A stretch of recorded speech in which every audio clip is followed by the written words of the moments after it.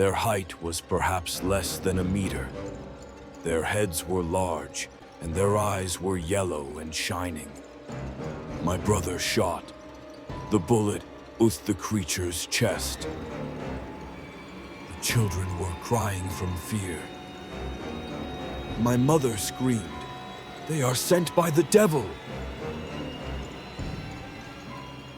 Hello everyone, welcome to Mystery Tales.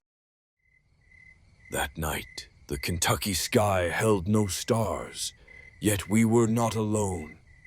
This is our story. The tale of the night hell came down to earth.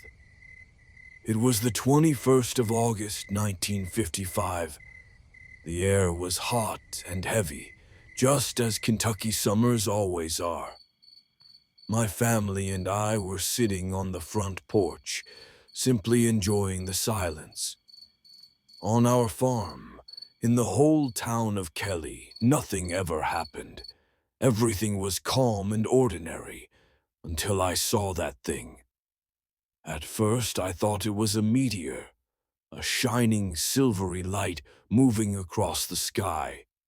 But it made no sound. Something like a rainbow was coming out of that object. I told myself, that's no meteor.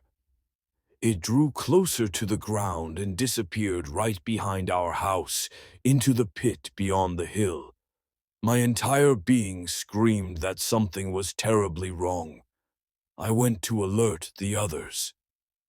When I convinced my family to come with me, we grabbed our shotguns and headed toward the pit. We expected to see a strange meteorite, or perhaps a small, crashed airplane.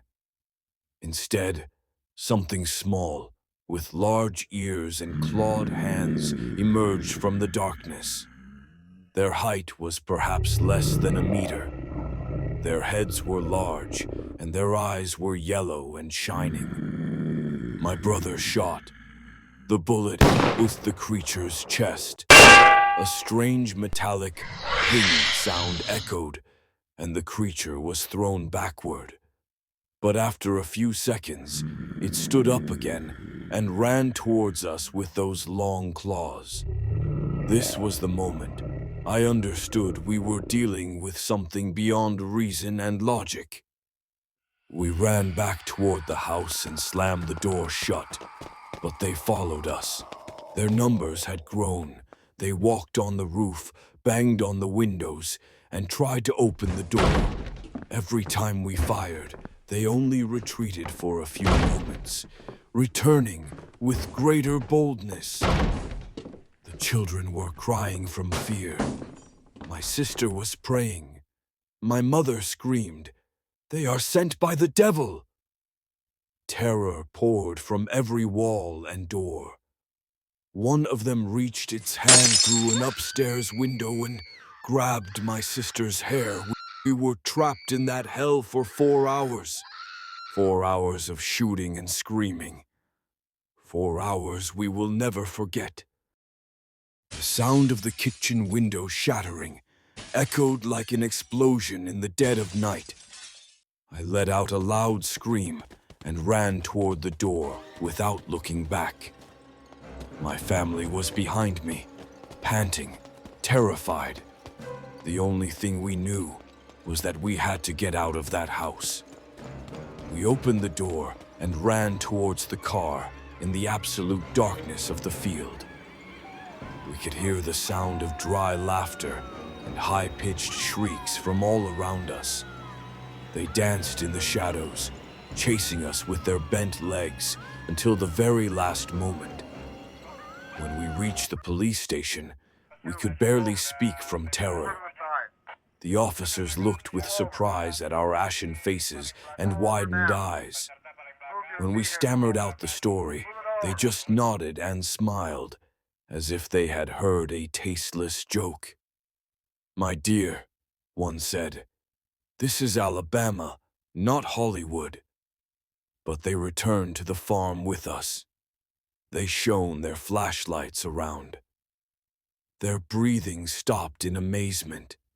The bullet holes were clearly visible on the doors and windows.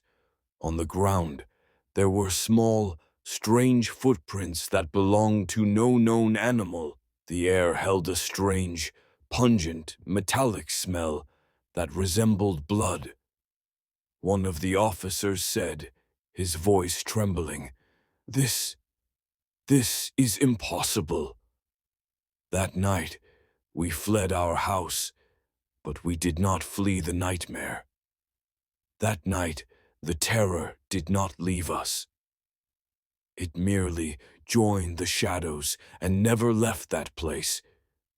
And we still know that every night, on that same remote farm, they are waiting for us. What do you think about this story? Do you believe it? Write your opinion in the comments section. Don't forget to subscribe.